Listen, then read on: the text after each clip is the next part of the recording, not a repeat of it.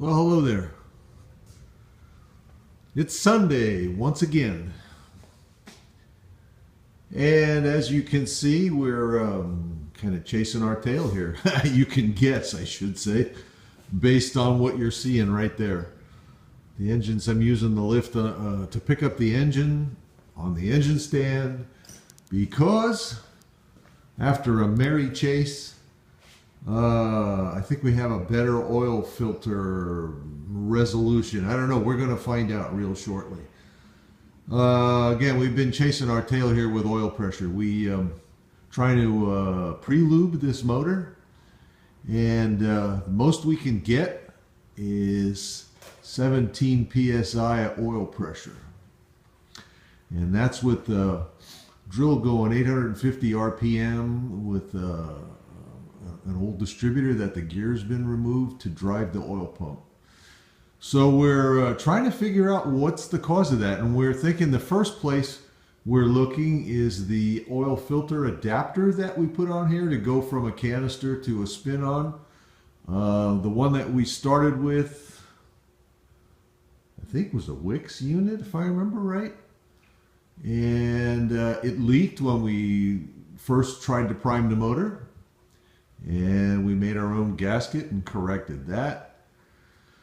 But we ended up with this 17 psi max oil pressure thing, and I'm thinking it's a result of how the oil's going around inside that adapter thing. At least that's what we're hoping it is. There are other possibilities that mean we need to get deeper into the motor to investigate. So we're starting with the easiest first. I'm going to put this down, and it's still got oil in it. It's got 5 quarts of oil in it. I put the oil that came out of the oil filter back in this oil filter. And I'm going to put it down and spin the pump with the drill and see what the result is. Talk to you later. Thanks for watching. Bye.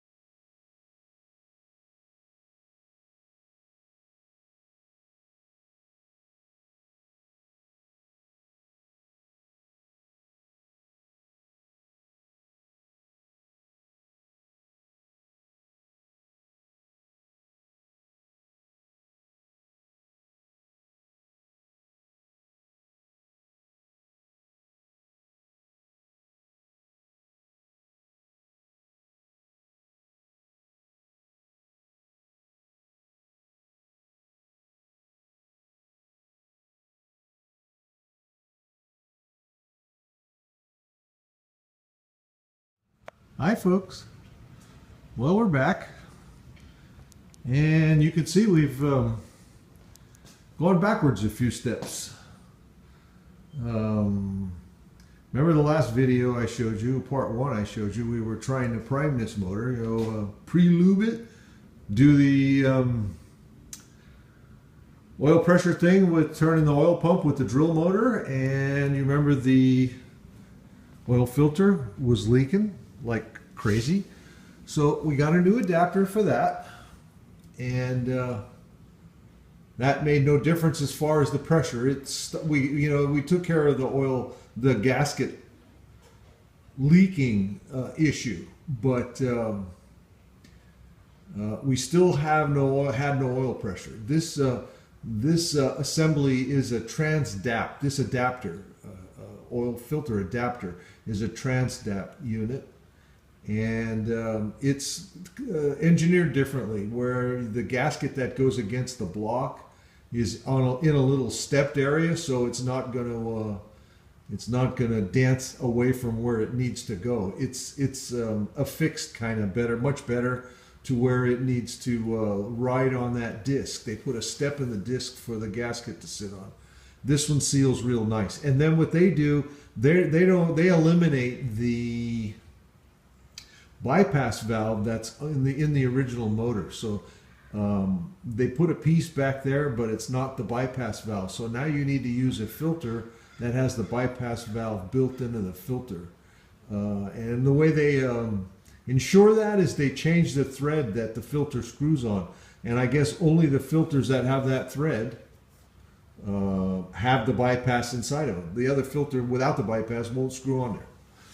Okay, so what we found out, like I say, we still had no oil pressure. And what we found out was that these three little plugs right here, these are the main oil galleys in a small block Chevy motor. The pump pumps the oil into and through the oil filter, and from the oil filter it comes directly up to these three galleys. This, and this. They run all the way from the front of the motor or the back of the motor to the front of the motor.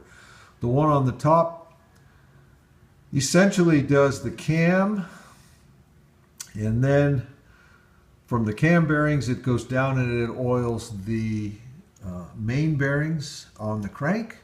And the two galleys on the side do the lifters, and through the lifters up the push rods to the rocker arms. Well, those three little plugs were missing. The machinist that machined this block 31 years ago must have got interrupted or whatever and never put those plugs in. And we put this thing together and did not notice that those holes were open, those plugs were open. So what happens with that is you drive the oil pump, and it fills the filter, and it pumps all oil up in those three galleys, and it runs right out the front side of the galleys in the timing cover and back into the pan. So it's not going to make any pressure. There's nothing holding it back. There's nothing for the oil to stop against to create pressure. So we had to go this far. We took the radiator off of the engine stand, took the balancer off, the timing cover off, oil pan off. So you know how they're all interlocked. There's also a plug up underneath the rear main that I took the rear main down and made sure that plug got put in. So we're at putting it back together stage. So here we are. And we'll update you a little later when we get this back together and try putting oil pressure on it again. All right? Bye. Well, we're started back on the right track. Got the timing cover on and the water pump back on. So it's a beginning. You notice some of the bolts aren't too nice. They aren't as nice as the others. They're temporary, like that one right there. That's temporary because when we do the alternator permanently, that bolt gets replaced.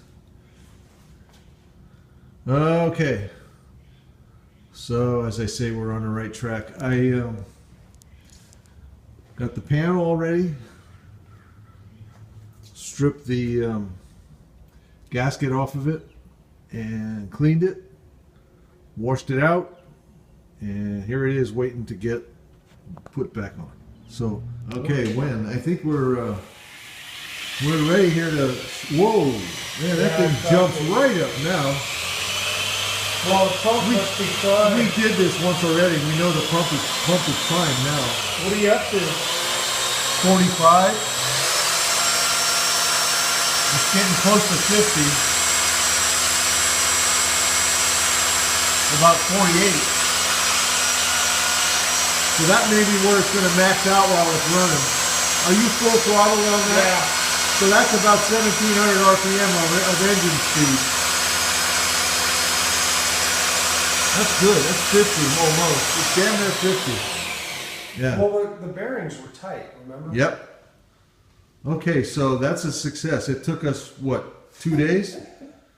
Yeah, we should buy stock in oil pan gas. Yeah, really. 2.5 days. Take it apart to get to where we could put the plugs in those oil galleys and put it back together, and here we are. You're being polite by saying we, because you did most of it.